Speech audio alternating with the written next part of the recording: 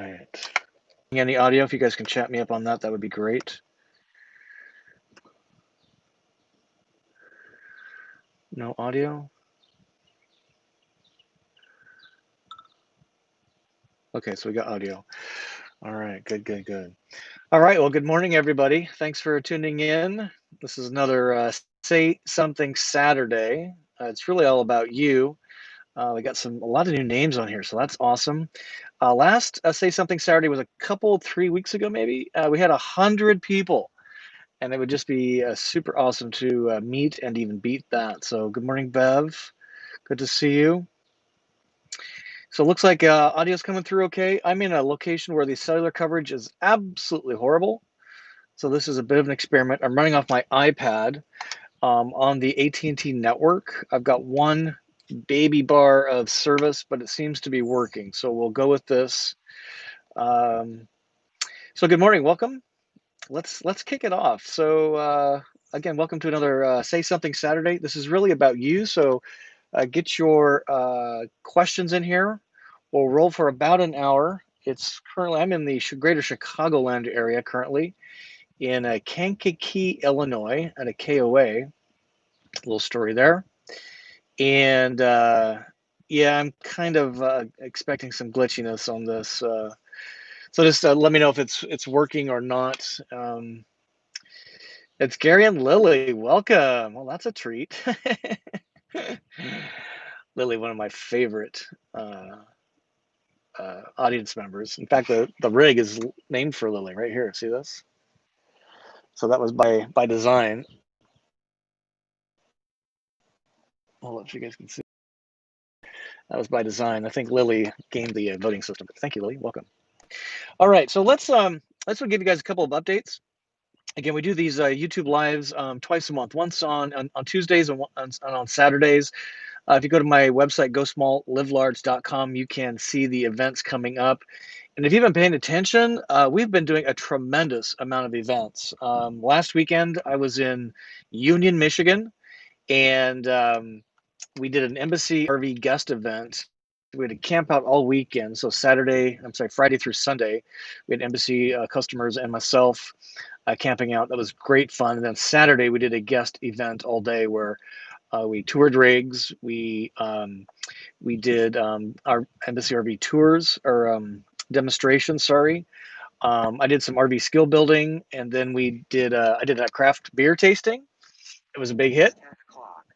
And then we did a grill out and a campfire. Campfire came a little bit later. Most folks had enough and went home. But if you go to my website, there's a ton coming up. We did a Volta rally on Wednesday of this week, and a customer meetup, community gathering, as I'm calling them, on Thursday evening of this week. So it's been a really busy week. So yeah, let me know where you're tuning in from. Texas, hello, I love Texas. Can't get enough Texas. Can't wait to get back there. I saw, where did I see some other folks from? Yeah, let me know. Canada, Toronto. Wow, that's a great city. I can't wait to get to Canada. I'm so eager for that border to open up. It'd be so awesome. Maybe I'll run into Eamon and Beck. You guys follow them at all? Eamon and Beck, they're huge van lifers. They got about 500,000 subscribers. They have a van in Morocco that they had to sort of abandon. And now they're building out, I think it's their fourth rig. I might be wrong. Certainly their third.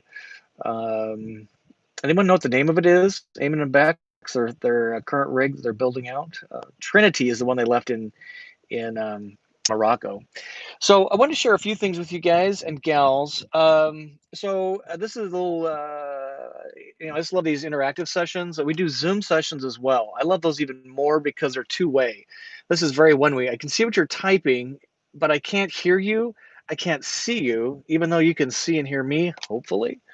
So it's kind of a one-way deal. And I feel like I'm talking to myself, even though there's 51 of you out there right now. This is awesome. Thank you for that. So again, go to my website and you can see when those Zoom sessions are live. Those are free. I can get up to 100 people. So just again, so interactive. So pull up a browser. Don't quit this session. And then type in, do a Google search for MAGruder House, MAGruder, MAGruder House, Bed and Breakfast, Kankakee, Illinois, and do a little Google search there. So MAGruder, MAGruder House, Bed and Breakfast in Kankakee, Illinois. Kyle and I used to live in Kankakee for about a decade, and we had two bed and breakfasts operating back then. We operated them for a couple, about almost 4 years, really, fairly successfully. And the type of town it was really successful, quite frankly. But the MAGruder House in particular was a gorgeous Queen Anne Victorian, and so it's kind of home base one for me. Home base two would be Chicagoland, Forest Park to be technical, and now home base is in Florida. So that's it's always fun to come back to Kankakee. So hopefully you pulled that up. Welcome, Queens, New York. That's awesome. Alabama. Love Alabama. Evergreen Air and Space Museum in Oregon. I was not familiar with that. I may have to put that on my to-do list. Holy cow. So welcome to August. What's happened to the summer? It's flying by, right? So my questions for you are, how are you holding up? Is everybody still working from home?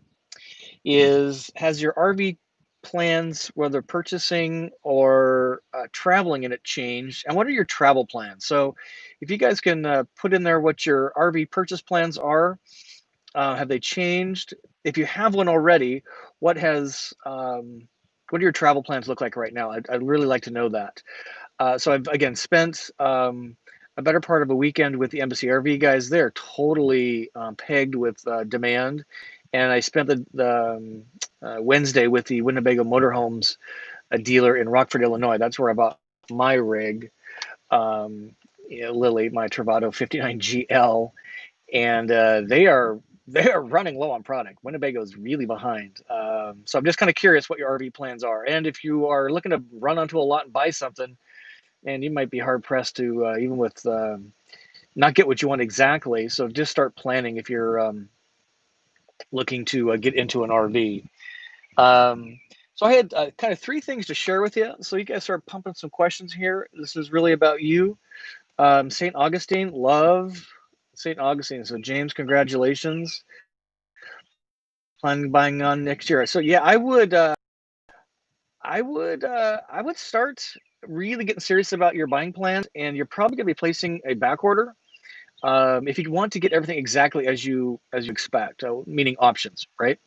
And chassis still are super difficult to get. So Embassy is running on about a 4 to 6 month wait at this point because of chassis largely. And one motorhomes dealer in Rockford, Illinois, if you order a Travato now with any degree of options to it, you're on a December or January delivery schedule. So plan early, buy what you need as you can, but I would expect a wait unless there is something on the lot that has exactly what you need, in which case you might get lucky. You never know. Yeah, life is short, so make it sweet. Yeah, it's really a crazy time right now. I've mowed through a few dealer lots, and they used to be packed full of product, and there is empty spaces. I've never seen it before in an RV park or RV dealership. Okay, so let's talk about what's going on the last few weeks with me. So a couple of you have seen some of the recent videos I put. You were commenting that the green screen was really terrible. I totally agree with you. There's a big reason for that. And actually, I have a video I hope coming out today. I'm doing kind of a clickbait title, which is "Forced Out of Vanlife." Forced out of Vanlife, and I literally was with Luke. See Luke quick.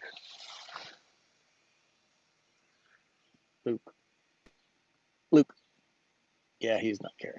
There's laundry day. Sorry for that. So yeah, I was literally forced out of van life. So why? I've had my check engine light on for some time because I knew that there was an oxygen sensor issue, not catastrophic, and it was an annoyance that need to be dealt with as soon as I found time. What happened when I got to Holland, Michigan, is the service engine check engine light started blinking. And if you look in the RAM manual, blinking is bad. In fact, it says don't drive your van if the light is blinking. So of course, the check engine light blinking, all it does is create fear, panic, and OMG, right? So I called the dealer, kind of explained the situation, and like everything else, it takes days to get in. So annoying. They had a while you wait appointment available on a Saturday. That was a Thursday that I called them. So I kind of limped around town for a little while, brought it in, and on a Saturday, he diagnosed it as they plug it into the thing, and it's the code was misfiring. So misfiring to me equals a computer problem, but they said it's mechanical. And the guy that helped me out was he said it needed a cylinder head probably. I'm like, oh, okay, that sounds pretty significant. So made another appointment to come back on Tuesday when I would drop the rig off. So what I did is I checked me and Luke into a hotel. And here's a tip for you. If you're traveling with a pet, if you're not aware of this, Residence Inn allows pets. So you check in with your pet, you log them in at the front, you probably pay a little bit more of a cleaning charge, not overly catastrophic. But let me tell you, moving out of Lily and moving into a hotel room was not quite on the agenda, and I had a whole bunch of things that I actually scrapped. Columbus Falls, Montana, 73 folks. Thank you for joining. Appreciate that. So, and I planned for a few days. I planned probably for, got it in on Tuesday. I was figuring probably get the rig back on Friday of that same week. And I just had a mental set to get a lot of stuff done, including my 2019 taxes. So there's some upside, lots of internet, lots of hot water. It was a 1-bedroom apartment. Basically, that's the beauty of a Residence Inn. It has a kitchen, it has a dishwasher, fridge, stove, cooktop, microwave. So it felt kind of in a lot of ways that I was in the van, even though it was a 1-bedroom apartment essentially. And they had a grill, so I could actually grill out if I wanted to. And the location of that particular Residence Inn, and this is again another hot tip, especially if you're in an RV and you're going to be homeless and vanless, is to make sure that you have walking accessible facilities. In this case, there was an Aldi. It was a little less than a half-mile round trip by foot, but I could access a Target, an Aldi's, and even a haircut. So, so again, if you're vanless, homeless, carless, with a pet in particular, Residence Inns are really awesome places to go. So I checked in, and they did pretty good communication from the get-go. This is Crown Motors in Holland, Michigan. And by Thursday, I was getting a little nervous because they really hadn't said that it was going to be done on Friday. Friday, they communicated that the Corpus Christi. Hey, Phil, thanks for joining. On Friday, they let me know that they had completed replacing lifters, but it was still giving a misfiring code. So I started to get a little more firm on my voicing. Thank you for that. So Trish says La Quintas also allows pets for free. So that's good to know. So I'll add that because I'm going to be making a video. You guys will be seeing that posted to YouTube in addition to this. Kyle, my partner, who's actually joining me, I think, next weekend in Cincinnati, has really high status on Marriott. So we get lots of perks when he's actually almost just a few nights from lifetime status, ambassador status, Kyle is. So we get lots of red carpet treatment. But that's good to know, La Quinta in a pinch, right? So they were doing pretty good on communication, Crown Motors was, up until Friday when they said, yeah, we've replaced the lifters, the misfire code is still reading, so we're going to order some new parts, and we won't have those parts until Tuesday or Wednesday of the following week. Have a nice weekend. And I had some pretty strong words about, if this turns out to be electronic and not mechanical, I'm going to be super pissed after I call you guys, my lawyers, next, because I'm staying in a hotel with my cat, and this is just racking up a big old fancy hotel bill because you guys diagnosed it right from the get-go, and you're tinkering around with all the things that are probably lower level, less expensive from a warranty standpoint. And I was still, fairly patient. I was getting stuff done, so it wasn't like I was completely high and dry, but had canceled a lot of stuff and a lot of trips up at Upper Michigan that I planned to go scout out and do things with Volta. Anyway, so now it's Wednesday of that same week. They did confirm with me that they got the parts. They're moving toward changing the cylinder head. Now, if you have mechanics are out there, you're gonna have to help me on this because this is all new to me. I can tell you how to empty a black tank and fill a freshwater tank, and how to cook a mean steak on a grill. But I got no clue what's going on underneath the hood, as it were. So um, that was Kyle. That's nice. So what I did is I guess kind of bit my tongue, talked about the computer thing again. The parts came in. I said I must have my van, or you guys are going to rent me a car on Friday because I have to be in Elkhart, Indiana, on Friday for a customer event. And that was late on Wednesday. Thursday, even though I'm communicating to them, zero response back. Friday, some deal, zero response back. So I kind of had three options in my book. I could check out of the hotel, and all this time I kept extending my hotel. I could check out of the hotel, and I could just show up with all my stuff and the cat, and that would kind of force them to talk to me, right? Or I could call them to come pick me up using their porter service, or I could just keep leaving messages and expect to extend and just go rent a car and do my thing with Embassy over the weekend. And I chose option two. And I still had no word on what the actual status of the rig was. The porter showed up, picked me up, um, and she didn't know what the status was. so um, so I actually get to the dealer, and they were literally just backing the rig out of the bay. And it was really weird that they tried to rush me off the lot. I was, and the guy, and if you've been to a service, I'm going to show you this in a second. If you've been to a car dealer service bay, their service model is one person, the service advisor, knows everything, and nobody else knows anything. And it's just the worst model. And if you've ordered a Domino's pizza anytime lately, you've gotten more information from the status of your Domino's pizza than you do from these service providers, and it's just an industry that is ripe for reinvention. I don't know how to fix it, but essentially what they did is page one, page two, and I'll put all this on the video. Page three, they did a whole lot of work. It was all covered under warranty. Thank God. Powertrain warranty, which extends to 50,000 miles. I've got about 3,000 miles left on it. They replaced the lifters. They replaced the cylinder head.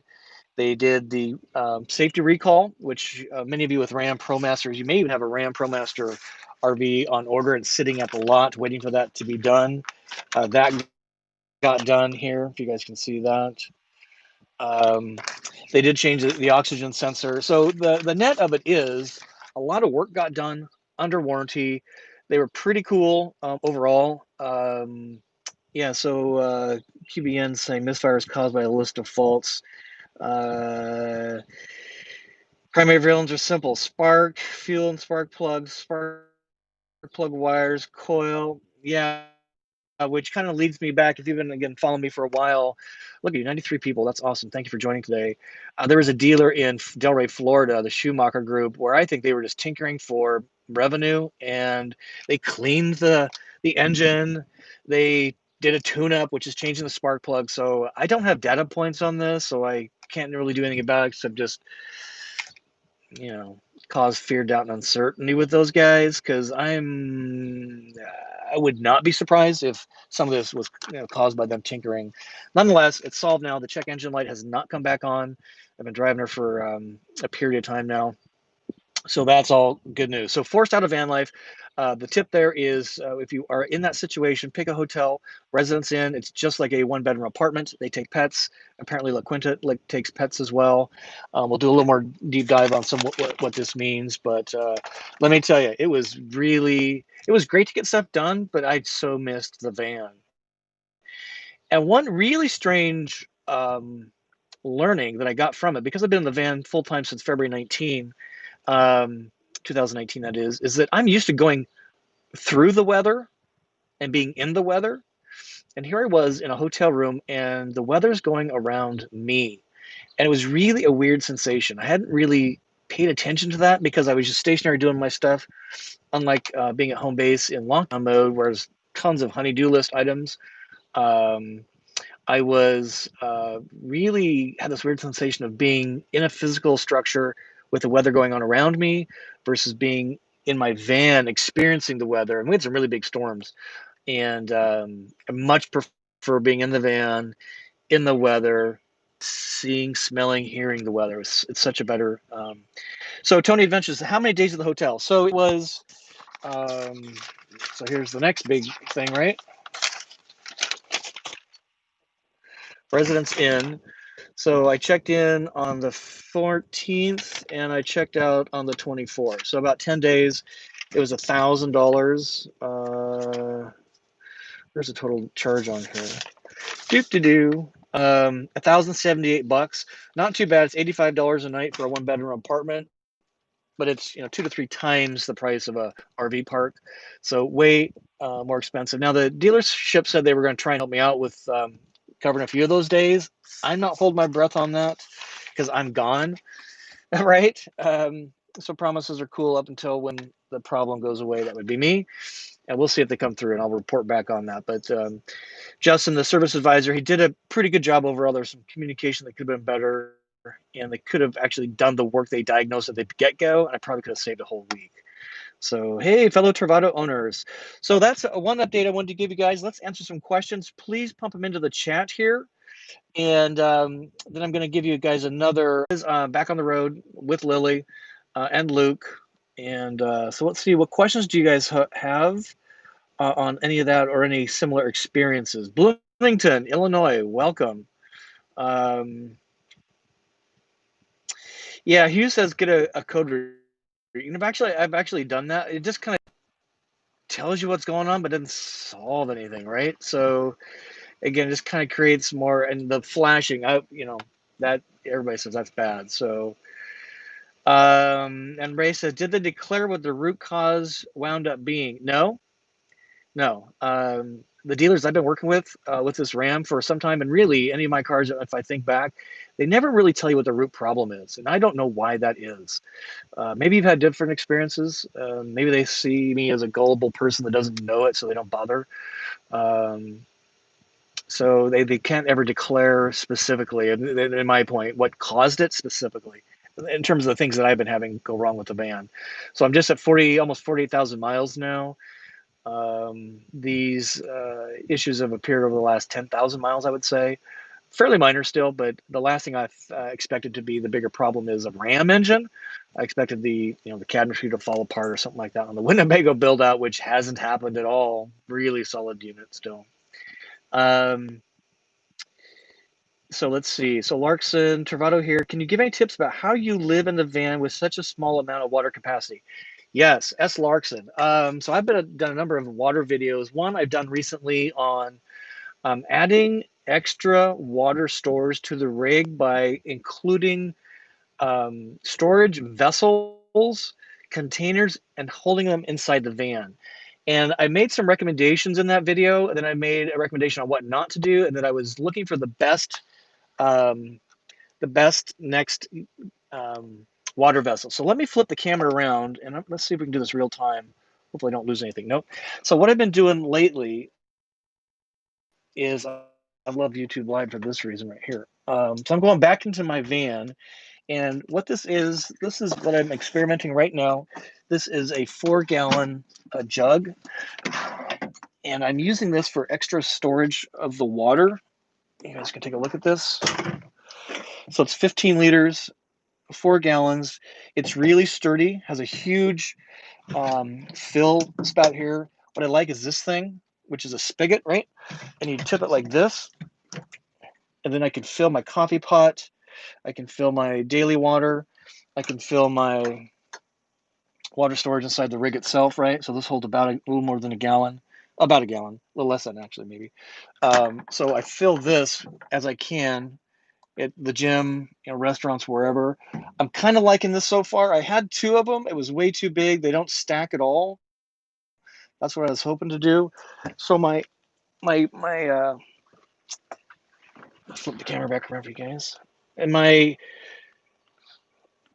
what I've learned is, by using the external water storage, prevents me. Then I can save the onboard water for toilet and sink and shower if I need it.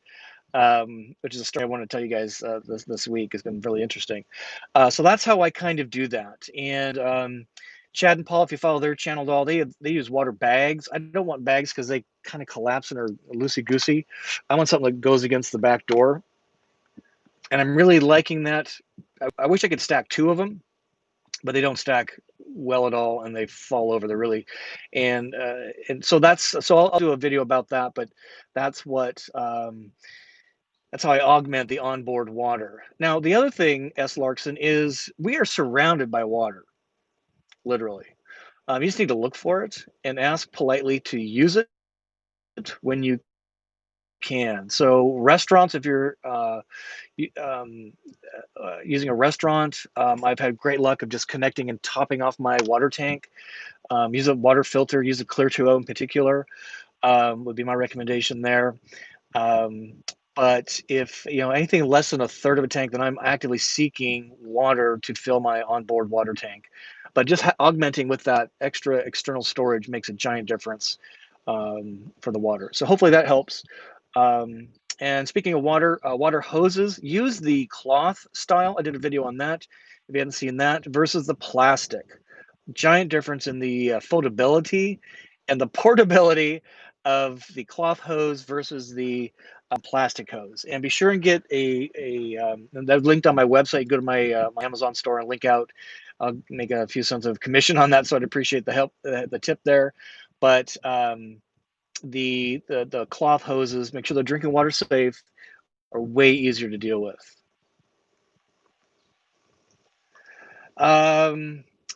So S. Larkson, so he says she says, I'm finding I can only do 2 days if I'm showering, washing dishes. Yeah, so here's my tip on that. Depends on how you are showering. I opt for, unless I'm at a place like a campground like I'm right now, where I have resources, and I like to use the system just so it's being used. But I would be showering at a Planet Fitness or even these guys' facilities. I did shower my Travado this morning, which is great because I'm testing a filter system there. More to come on that. But I would not be showering in my van if I didn't have to, and I would definitely not be washing dishes. I would recommend using paper plates and bowls, paper coffee cups, and then I use compostable um, forks, knives, and spoons. You can get the cornstarch based, plant based compostable forks now, and you can spend a lot of water just washing dishes. So again, it's a resource to be managed. You really need to um, think carefully how you're doing that. And showers, man, yeah. So hopefully that helps a little bit. So my life at Okinawa wants to know how the wrap is holding up. It's holding up really nicely. It gets so many good looks from people. I've only washed the van maybe 4 times now in 2.5 months, so it shows the dirt way less than the silver paint, and I'm really loving it. It's holding up really great. I was really worried about the dealership scratching, dinging, marring it, and I've told them many times, every time, please be careful. And they were pretty careful. They did left no trace, which is great. So it's doing well. Other questions? Yeah, so life is short. So you have a very similar experience with me. And I have had better luck with small town dealers than the big guys. So the big guys in Delray, it's a huge facility, a huge area. There's no way I was going to take this van to someplace in Chicago. I took it to a dealer in Texarkana, Texas, and they treated me real good that day. So my lesson has been to deal with the smaller shops. They typically get you in and out faster. So Dodge Caravan, same issues. That's interesting. So $2,500. That's good to know. I asked him on the lifters. I didn't ask about the cylinder head, what the cost was, and he said it was about $2,000 to do the lifters at that point. So that's probably about right. I was figuring, $3 to $4 grand for the overall deal, which is a lot of money. They said the only thing more that the next step up from an escalation point is to rebuild the engine. Okay. Um, yeah. Hi, Judy. Thanks for that. Yeah, I'm running off some really anemic cellular here, so I apologize if it's cutting in and out. Is he having issue with the Travado? Just the RAM engine. Travado's fine. So Trish wants to know, are those Apple Pro earbuds? Do you like them? Does the noise canceling work well? Apple AirPods Pro. So yes, I love them. They're so much easier on my ears because some of them you gotta really stick them in there hard, and it makes your ear ache. These don't have that problem at all, and the noise canceling is absolutely superior. I actually run them in the transparency mode, as Apple calls it, so I can hear like the birds coming in because it makes me more aware of my surroundings. The air canceling is great on an airplane or in a super loud environments. But if you got the means, I would absolutely buy them. They come in a really cool case. And in the new versions of Apple's OS coming in the next couple months, they will automatically switch from whatever device I'm actively using. Like right now, my iPad is actively connected to them. But if I'm then starting to work on my notebook, which my Mac computer, which is over here off camera, and I actively it will switch to those, and then the phone call. If a phone call comes in, they actively switch to the iPhone. So and then they have spatial. Can't remember the technical. Yes, bottom line is I love them, and I would recommend getting those. So Tony says use water bags. I would be curious. Do they work well for you versus a hard container like I showed? I'm worried about water bags falling over. I don't want any leaks in this thing. Yeah, Ray is asking about powertrain warranty. I do have an extended warranty on the rig that I have not really activated at this point. Haven't had to. I will be looking into that because the powertrain is going to be up soon. So optimize self, 97 people. Oh my gosh, whoop, 96. So we're 36 minutes after the hour. So if you guys, we're doing the Gary Vaynerchuk thing here. If you know anybody that might be interested in van life type stuff, crazy people like me living in a van, if we can get over 100, that would just so make my day. So call them up, just tell them to join for a few minutes so we can get a snapshot. I'm gonna try and do a screenshot when we get just over 100. And speaking of that, since there's 96 of you, thank you so much. If each of you could give me a like on that, that would sure help YouTube know that we're doing the right thing here. So I should have 96 likes, which means about 75-ish of you, 65-ish of you should go hit that like button. That would really help me out. Some more questions. Let's see, off top, Apple Pros. 10 days in the hotel. Oh, he's in the summary for me there. So optimized cell phone. Are there electrical outlets in the bedroom area? Yes, there's one above the bed under the cabinetry. There's also 12-volt USB outlets inside the cabinet. I use it to run a fan at night, maybe even two fans. And what are the dimensions for the cubby areas behind the TV, to the right of the TV and above the cab? I don't know. Do you guys want to see that real quick? I can just spin the camera around. So I can't do my here that he's talking about. So you can see here I've got this is a USB camera. I've got a couple of hard drives. I've got my Apple TV. So those things probably, I'm going to guess, probably 16, probably 18 inches overall. And it's probably, I'm going to say 4 to 5 inches deep. And it's pretty tall. It goes this whole length here. So 6-7 inches this way. I'll move the hat so you guys can see this. So this is really snaps in there. So we got here is some candles, some DVD movies, and don't judge my movies. Those are awesome movies though. Steel Magnolias and Anti-Mame, if you haven't seen those, oldie but goodies. So this is a pretty good size area. What I probably would do if I use this area differently is I'd put a stretchy net thing around here because this stuff tends to fall out. if you have anything besides what's kind of big in here. So hopefully that helps there.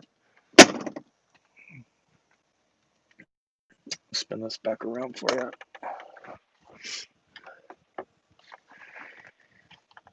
So maybe if you have a Travato, how do you use that space behind your TV? I'd be kind of curious. Shoot a note down below. Hey Trish, Irvin, the husband is 6'2". We squeezed into the Travato. That's really cool. We did a live demo. We had a 6'5" guy in Lily.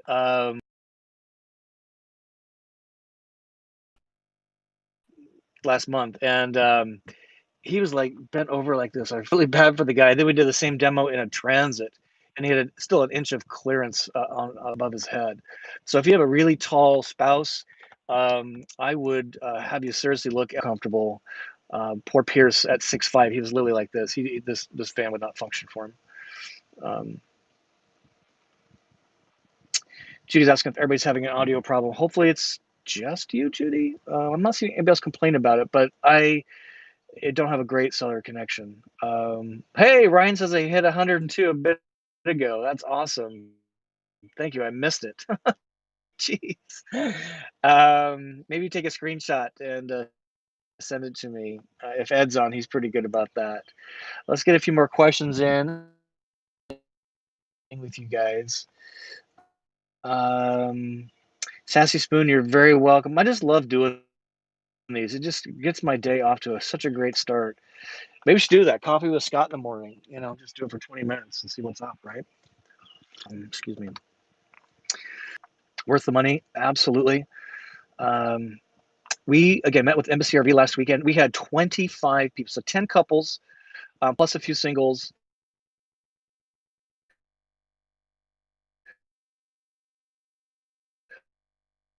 One couple had been researching the Class B RV wasn't really even invented like we know it today. They've been researching for 10 years. I have to ask you, what's it going to take to get you off the couch? If you've got the meat, yeah, Sassy Spoon's talking about Amazon satellite. They're going to do a similar thing to what Elon Musk and Starlink is trying to do. I think that's going to be awesome. Give the cellular providers a run for their money. From Wisconsin, good morning. Terry, what's up, buddy? Look at that. Terry's so he's hunkered down in his Travato in his driveway. He's got the power ready to go. Terry's one of our audience angels in the kind of the greater West Palm Beach area. Terry's done some pretty big mods. Terry, he put a wine cabinet in here. Wasn't it a wine cabinet or like a liquor cabinet right here? And I can't remember what you did over here, but this was really a clever. Or you put the wine cabinet there, right? I can't remember exactly, but he did a really super cool mod. The Ginger Walkabout, if you don't subscribe to her channel, be sure and do that. She's a sassy, brassy gal, and she's quick to point out that I mod the outside of my rig. She mods the inside of her rig. So Terry has done some mods there. So maybe a picture of that. I'll post that someplace for folks.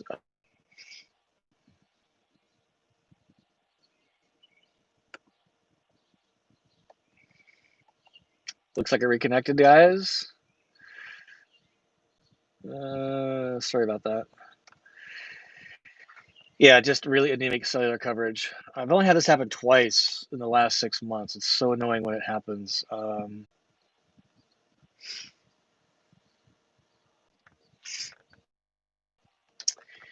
Yeah, it looks like we're having some pretty bad connectivity issues, guys. Apologize for that. You folks are going away, which is making sense if we can't talk. So, if you're still on, so two things. You'll want to go to my website. I've got a couple events coming up, including a community gathering in Cincinnati next week. We're doing another one in Chattanooga on August 10, and looking way out at the end of August. Save this date. It's February 28th. I'm sorry, Friday the 28th of August through the 30th. We're doing a camp out in Wallace, Idaho. Wallace, Idaho. So you want to Google that up. More to come. So again, just check out the website on a regular basis. I'm posting a lot there, and I'm probably going to call this a wrap here fairly soon, just because of the connectivity issues. And I thank you for your patience on that. So again, community gathering, and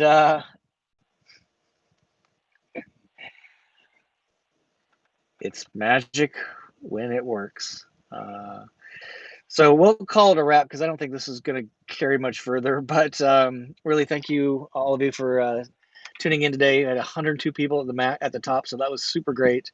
But yeah, just check out my my website. I got a lot of events coming up, including V-Toner, Wallace, Idaho. If you guys haven't been to Wallace, Idaho, it is so much fun. So I'm going to be posting information on that.